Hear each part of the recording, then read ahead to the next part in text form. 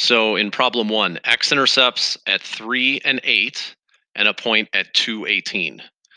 So that would be this case. So these are going to be problems like number 1 and number 2 on this worksheet. And when you see a problem with two x-intercepts, you're probably thinking intercept form. So it just makes sense to do intercept form in this problem because we're given both intercepts. So I know that intercept form is y equals a times x minus p times x minus q, where p and q are my intercepts. I'm going to substitute 3 and 8 in as my intercepts. So x minus 3, x minus 8. And now I'm going to substitute in the point 2, 18. So I'm going to substitute 18 in for y and 2 in where x is. So, oops, equals a times 2 minus 3 times 2 minus 8. So I'm substituting in 2 and 18 in those spots, and now I just solve. So 18 equals negative 1 times negative 6 ends up being positive 6. So a equals 3, and now I have my final answer. So the most efficient form is going to be intercept form in this case, and I'm going to write my answer as y equals 3 times x minus 3 times x minus 8. I want you to try problem 2. I'll let you pause the video, and then I'll talk through the answer. Hopefully you pause the video. Here's problem 2. We substitute in 2 or negative 2 and 4 into the intercept form. We then substitute negative 40 and 6 in for y and x respectively. We solve, we get a equals negative 5 halves, and then our solution is y equals negative 5 halves, x plus 2 times x minus 4. Contains the points 0, 6, 2, 2, and 5, 11. So in this case, this would be 2 non-critical points and a y-intercept. So these are going to be problems like number 3 and number 4. In this case, we're probably going to want to use standard form because we don't have a vertex and we don't have x-intercepts. And so standard form is probably the best way to go about this. So standard form is y equals ax squared plus bx plus c. I'm just going to substitute all of these values in. So I'm going to actually end up with 3 equations. This is a lot like a chapter 2 or a unit 2 problem with systems of equations that we talked about. So we end up with 6 in for y and 0 in for x.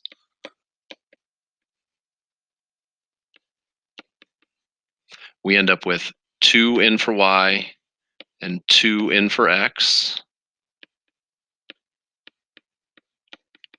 And we end up with 11 in for y and 5 in for x.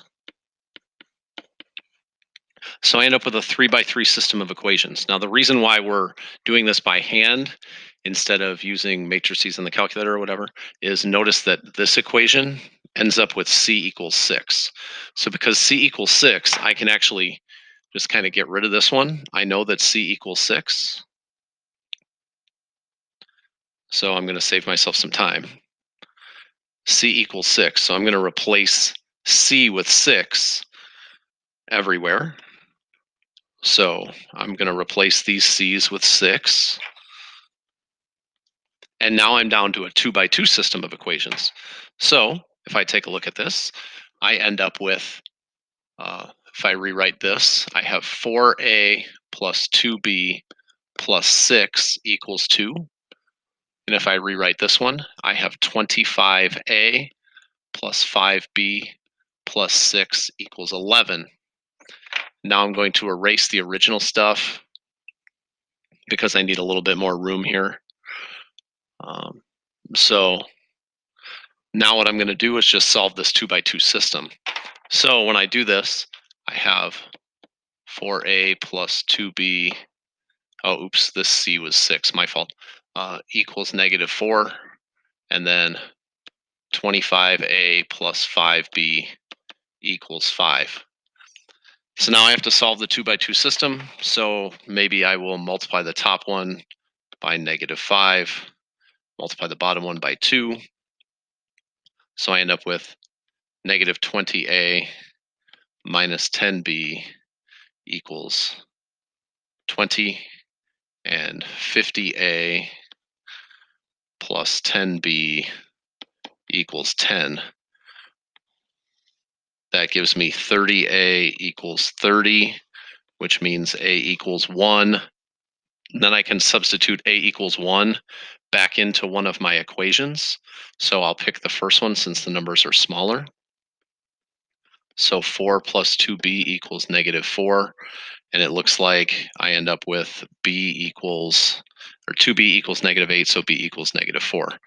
So my final answer is y equals, a is 1, so I can just put x squared minus 4x plus 6. Remember that c was 6 since the beginning of the problem. I'll give you 5 seconds on the video. Hopefully you pause it, and I want you to try number 4.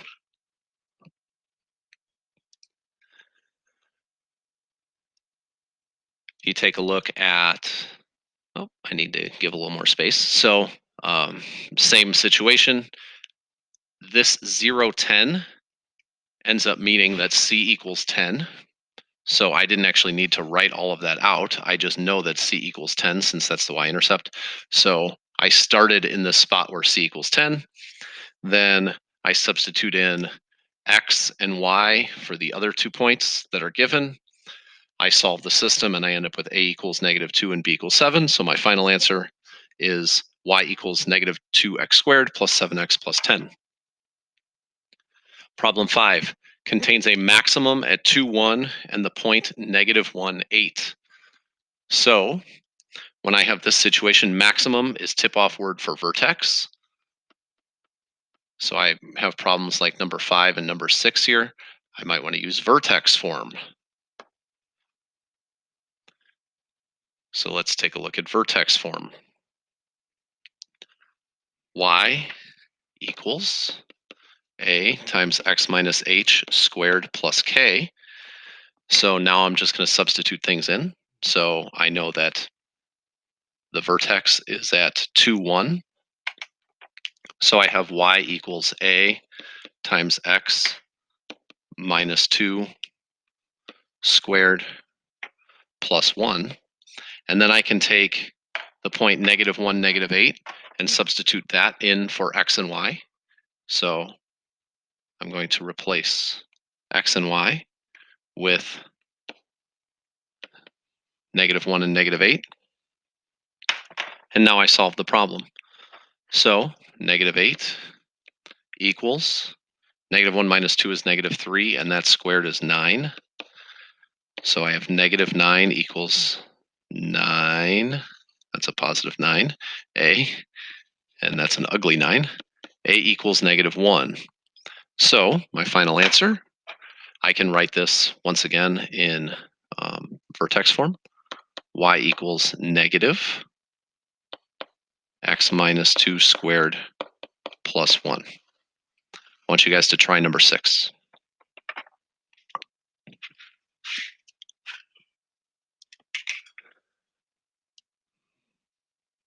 Problem 6, I end up plugging in all of the points that are given. I plug in -2, -3 for h and k, and then I plug in 4 and 1 for x and y. I solve, I get a equals 1/9. I get y equals 1/9 x plus 2 squared minus 3. Okay, number 7, a double root. So a double root actually could go in a couple different categories.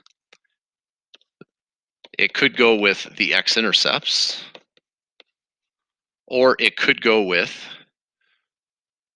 the vertex form, because what we know about a double root is that it's the vertex and it's also the x-intercept. So a double root means that we have a vertex and an x-intercept.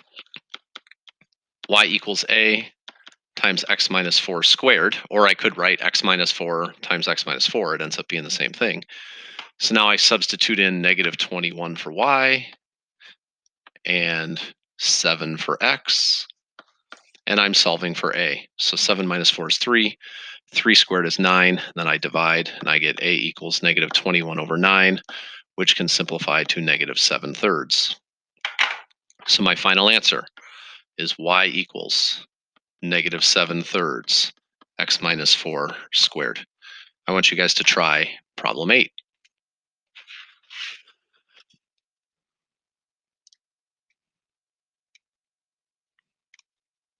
Problem 8, we get a double root. This is actually a minimum, and I changed it on your worksheet, but I didn't change it um, on the smart yet. So this is actually a minimum, but it's a double root, and then my a value is 5/2 after I plug numbers in, so I get y equals 5/2 times x plus 3 squared. Once again, why is that a minimum? That's because if my a value is positive and I have negative 3, 0, if a value is positive, that means it's going to open up, which means that my vertex is a minimum. Problem 9. If there is a root at 4 minus 3i, that also means there is a root at 4 plus 3i. So I'm going to use intercept form because I know my x-intercepts, which are technically not x-intercepts. They're imaginary x-intercepts, but they are roots. So I'll use y equals a times x minus p times x minus q. And then I'm going to substitute in 4 minus 3i and 4 plus 3i. So y equals a times x minus 4 minus 3i. Notice that I'm putting the 4 minus 3i in parentheses. And then I have x minus 4 plus 3i. And that also goes in parentheses because the whole thing is a root. So now the bottom line is I basically just have to do a bunch of distributing and stuff. So y equals a times x minus 4 plus 3i times x minus 4 minus 3i. Notice what happens when I distribute the minus sign or distribute the negative. This one ends up being positive and this one ends up being negative. I don't know what just happened. I don't know why I got moved back up. And so now there's a lot of distributing that's happening. So x gets multiplied into all of these things. So we have a times, and then I'm going to kind of write it in a format that's easy to understand. So I have x squared minus 4x minus 3xi. Now I'm going to distribute the 4. So I have minus 4x plus 16 plus 12i.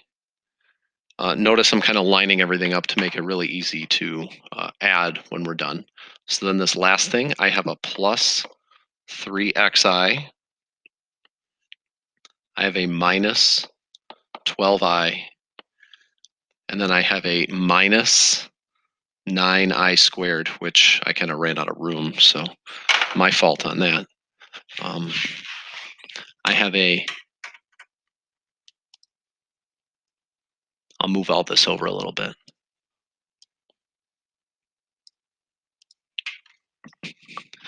I have a minus 9i squared. So all of this, I'm now going to add, and I'm going to add all the like terms. So y equals a times x squared minus 8x. So these two things get combined. Notice that anything that has an I in it ends up getting canceled out. Plus 16. And then this minus I squared, that doesn't get canceled out, but I do know that I squared is negative 1. So minus 9 I squared is the same thing as plus 9. So I'm now done. My final answer to this problem is y equals a, which I'm not going to be given an a value, x squared minus 8x plus 25. And then if it gave me another point, then I could find the a value. But since it didn't, I just kind of have to leave it like that. I want you guys to try number 10.